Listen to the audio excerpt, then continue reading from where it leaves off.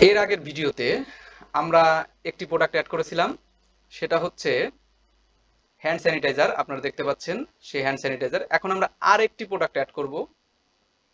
তো আরেকটি product add করতে গেলে আমাদের যেতে হবে নিউতে। নিউতে ক্লিক করার পরবর্তীতে সেই একই রকম ভাবে স্টক, আমরা স্টকের আন্ডারে চলে যাব। এখন আমাদের সেই প্রোডাক্টের নাম দিতে হবে। প্রোডাক্টের নাম আমরা ধরে নিলাম, আমরা এখন একটি, যেহেতু আমরা মেডিকেল কোম্পানির কাজ করতেছি, ফেস মাস্ক। তো আমি নামটা দিচ্ছি ফেস মাস্ক।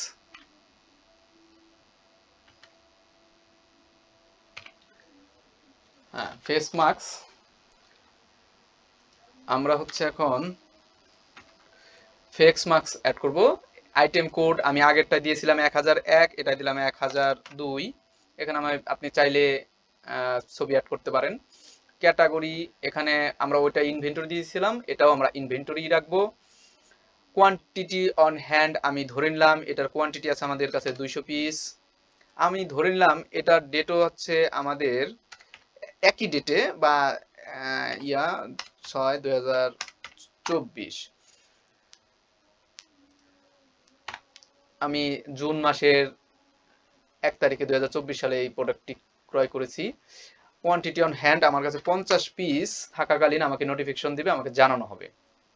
আচ্ছা, এর পরবর্তীতে স্টক অ্যাসেটের আন্ডারেই থাকবে এটা। সেলস প্রাইস আমি ধরে নিলাম আমার এটা 100 টাকায় আমরা বিক্রি করব। সেলস অফ প্রোডাক্ট ইনকামে যাবে প্রফিট অ্যান্ড লস অ্যাকাউন্টের। আমি এখানে ভ্যাটের বিষয়টা অ্যাড করব না, আপনাদের বলেছি আমি ক্রয় যখন করি তখন আমি ভ্যাট দিয়েই ক্রয় করি। আর এখানে হচ্ছে কস্ট প্রাইস আমি ধরে নিলাম 80 টাকা করে আমরা এটা ক্রয় করেছি। এখানে আমি পারচেজ ট্যাক্সের বিষয়ে যাব না, আমি সাপ্লায়ার এখানেও কোনো কিছু করব না। আমি এটাকে এখন সেভ দিয়ে দিলাম। সেভ দেওয়াতে দেখেন এখানে আমার চলে এসে ফেস মাস্ক 1002 স্টক এর আন্ডারে। 100 টাকা হচ্ছে আমার সেলস প্রাইস, 80 টাকা হচ্ছে আমার কস্ট প্রাইস, 200 পিস আমার হাতে আছে এবং 50 পিস হাতে থাকাকালীন, স্টক থাকাকালীন আমাকে নোটিফিকেশন দেওয়া হবে। এটাই হচ্ছে আপনার স্টক অ্যাড করার বিষয়। এবং আপনি যদি একসাথে অনেকগুলো স্টক অ্যাড করতে চান তখন আপনি কিভাবে করবেন? তখন আপনি সেই স্টকগুলোকে সিএসবি করে ইম্পোর্ট করে দিবেন। কিভাবে ইম্পোর্ট করবেন? আপনার এই যে নিউ এর পাশে দেখেন একটি ড্রপ ডাউন আছে, এই ড্রপ ডাউন আপনি যাবেন, এখানে ইম্পোর্ট অপশন আছে, এই ইম্পোর্ট অপশনে আপনি যাবেন। যাওয়ার পরবর্তীতে আপনি এখানে ডাউনলোডের স্যাম্পল ফাইল আছে, এটা ডাউনলোড করবেন।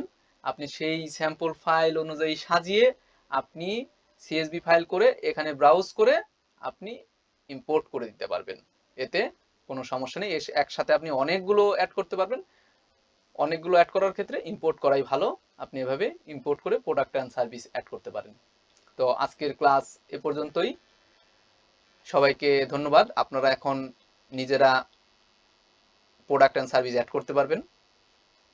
যত পরিমাণ স্টক থাক, যে পরিমাণ টাকা থাক, সেটা কোনো সমস্যা না। আপনারা totally product and service add করা শিখে গেলেন। এভাবেই প্রোডাক্ট অ্যান্ড সার্ভিস অ্যাড করতে হয়। ধন্যবাদ সবাইকে। আগামী ক্লাসে আবার দেখা হবে এবং এর পরবর্তী ক্লাসে আমরা শিখব কিভাবে কাস্টমার এবং সাপ্লায়ার অ্যাড করতে হয় এবং ইনভয়েস করতে হয় এবং সেই সাথে বিল কিভাবে করতে হয়। এই 4টা জিনিস আমরা শিখব। সবাইকে ধন্যবাদ।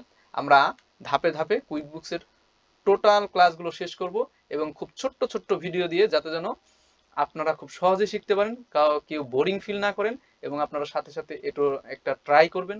ট্রাই করলে আপনাদের সবারই এই সফটওয়্যার সম্পর্কে একটা ধারণা এসে যাবে এবং আপনারা অনায়াসে এই সফটওয়্যারকে ব্যবহার করতে পারবেন। ধন্যবাদ সবাইকে।